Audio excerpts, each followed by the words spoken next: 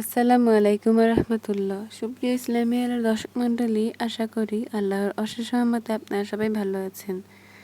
আজকে জানাবো জান্নাতে যে ব্যক্তি প্রবেশ করবেন তিনি না নবী না রাসূল, তিনি হলেন একজন সাধারণ মুসলিম। এবং কে সে এটি জানলে অবাক হবেন এবং আপনি তার মতো হতে চাইবেন।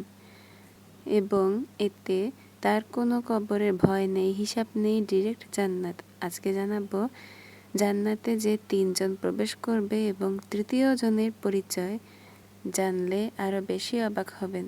তো চলুন শুরু করা যাক।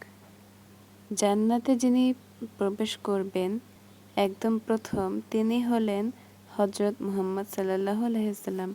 হাদিসে তিনি নিজেই বলেছেন, আমি কিয়ামতের দিন মানুষের নেতা হব, আমি প্রথম কবরে থেকে উঠব, আমি প্রথম সুপারিশ করব এবং আমি প্রথম জান্নাতে প্রবেশ করব।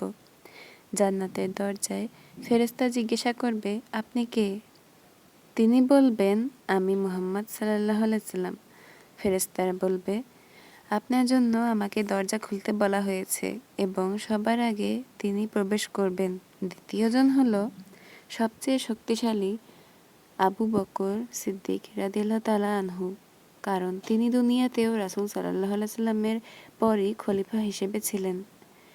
ঈমান আনার ক্ষেত্রে প্রথম পুরুষ এবং জান্নাতেও তিনি রাসূলের পরই প্রবেশ করবেন।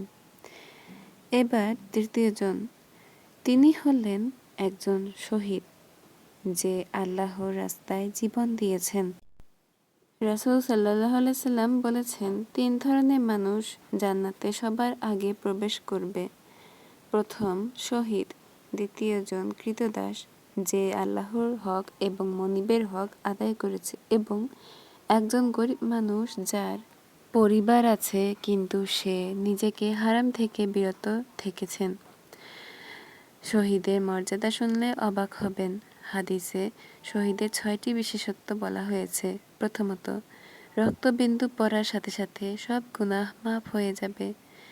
সাথে সাথে জান্নাতে তাকে স্থান দেখানো হয়, কবরের আযাব থেকে রক্ষা পায়, কিয়ামতে বড় ভয় থেকে নিরাপদ থাকবে, মাথায় সম্মানের মুকুট পরানো হবে, ৭২ জন হুরের সাথে বিয়ে দেয়া হবে এবং শহীদ মৃত্যুর কষ্ট অনুভব করবে না। হাদিসে এসেছে, শুধু টিকটিকিয়ে কামড়ের মতো সামান্য অনুভব করবে। এজন্য শহীদ যখন জান্নাতের নিয়ামত দেখবে তখন চিৎকার করে বলবে, ভাই, আমার ভাইয়েরা যদি জানতো আল্লাহ আমাকে কি দিয়েছেন, এবং সে আপনাকে বলবে। আল্লাহ তাআলাকে সেই শহীদ বলবে, আমাকে দুনিয়ায় ফিরিয়ে দাও, আবার শহীদ হব। কিন্তু আল্লাহ তাআলা বলবেন, না, তুমি এখানেই থাকো। তাহলে দাঁড়াচ্ছে যে প্রথমে রাসূল সাল্লাল্লাহু আলাইহি সাল্লাম, দ্বিতীয় স্থান আবু বকর রাদিয়াল্লাহু তাআলা আনহু, তৃতীয় স্থান একজন শহীদ। এবং আরেকটা সুসংবাদ হলো, হাদিসে এসেছে, দরিদ্র মুসলিমরা ধনী মুসলিমদের থেকে 500 বছর আগে জান্নাতে প্রবেশ করবে, কারণ তাদের হিসাব কম, সম্পদও কম, সেই ক্ষেত্রে হিসাবও কম। এখন প্রশ্ন হলো, আপনি কি শহীদের মর্যাদা চান? শহীদ নাও হতে পারেন, কিন্তু শহীদের মর্যাদা পেতে পারেন।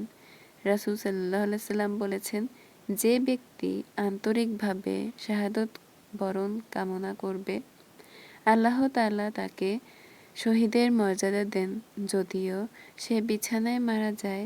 তাই আজ থেকে দোয়া করুন, ইয়া আল্লাহ, আমাকে শহীদের মর্যাদা দান করো, আমিন। ভিডিওটি কেমন লাগলো অবশ্যই জানাবেন। ভালো লাগলে লাইক, কমেন্ট, শেয়ার করে সাবস্ক্রাইব করে সাথে থাকবেন।